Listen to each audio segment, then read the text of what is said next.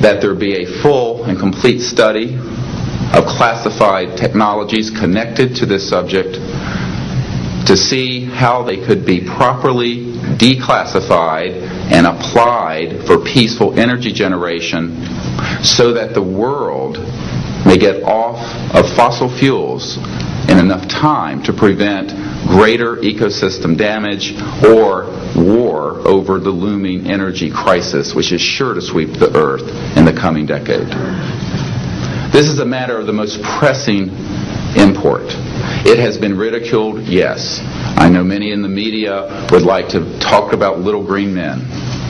But in reality, the subject is laughed at because it is so serious. I have had grown men weep who are in the Pentagon, who are members of Congress, and who have said to me, what are we going to do? Here's what we will do.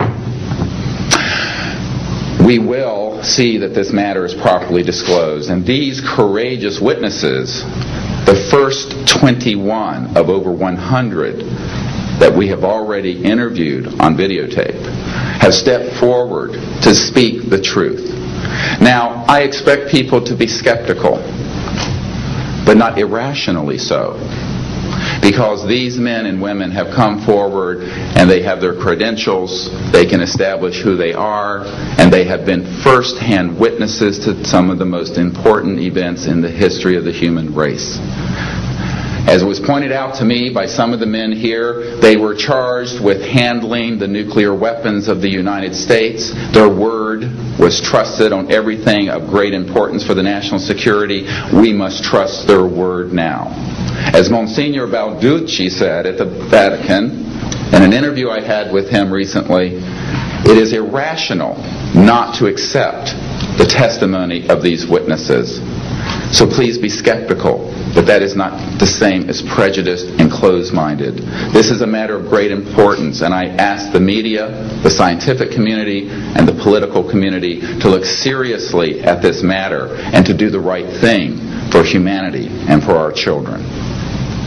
We have available for the media and for members of Congress a nearly 500-page briefing document with transcripts from dozens of these top-secret witnesses.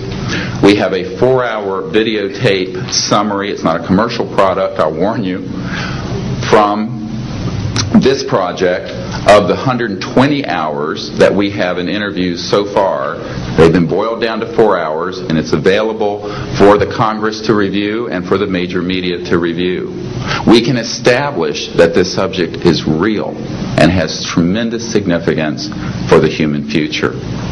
I ask on all of you who are listening to contact the members of Congress that represent you and the leaders around the world and other countries and ask them to hold an honest inquiry into this subject to support a ban on weaponizing space, since we are sharing space with other life forms.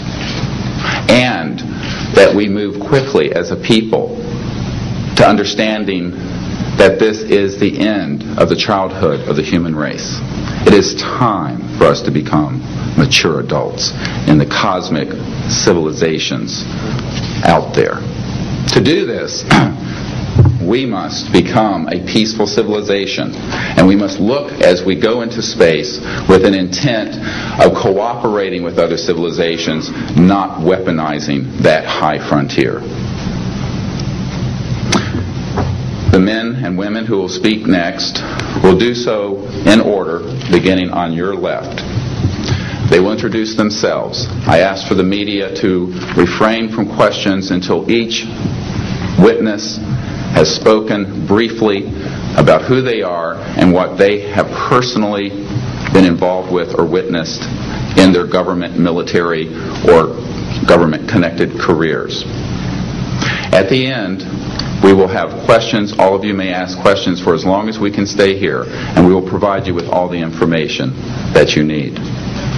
So we will begin now with the first of our witnesses, Mr. John Callahan.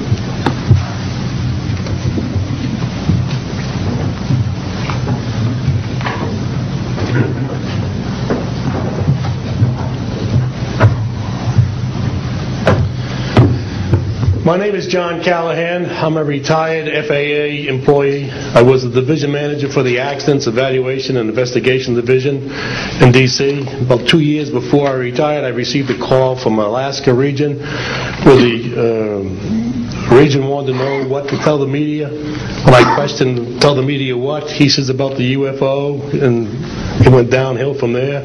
What UFO? It turned out I told him what any government employee would do at that time was to tell him it's under investigation. And then I had him send all that data to the FAA's tech center in Atlantic City. The next day, my immediate boss, service director, Javi Safir, and I went to Atlantic City. I had just purchased a new video camera, and I videoed the event.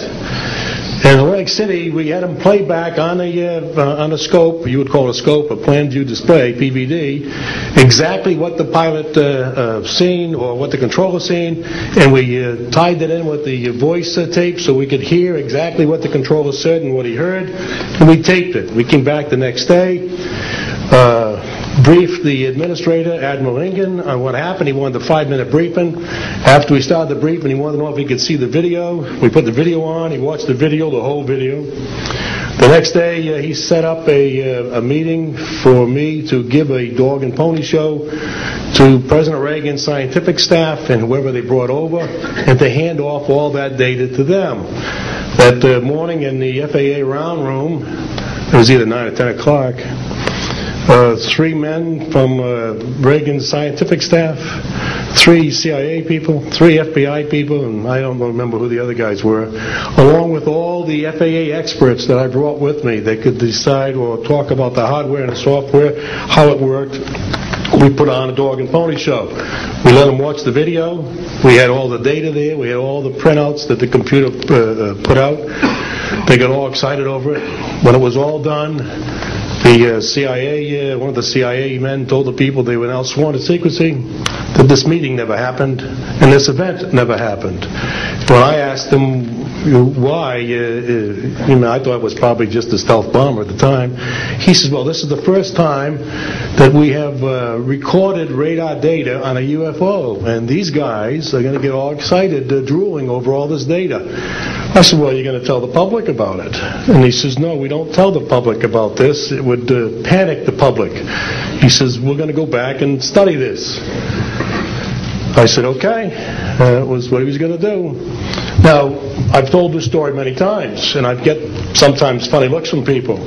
I have with me the voice tapes of the controllers that were involved, the FAA original tapes.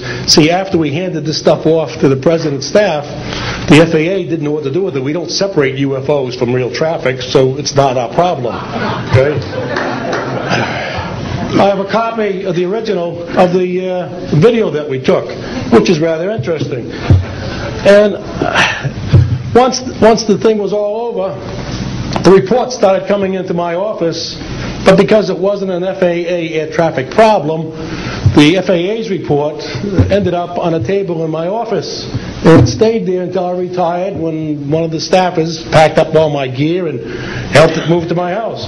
Also, in a box I found just a few days ago, in my 1992 tax return, I have the target printouts from the computer data, which, so if you wanted to or look at every target that was up there at the time, you can now reproduce this from this piece of paper here. And it's called the UFO Incident, Japan 1648, I believe the number was. It happened on November the 18th, 1986.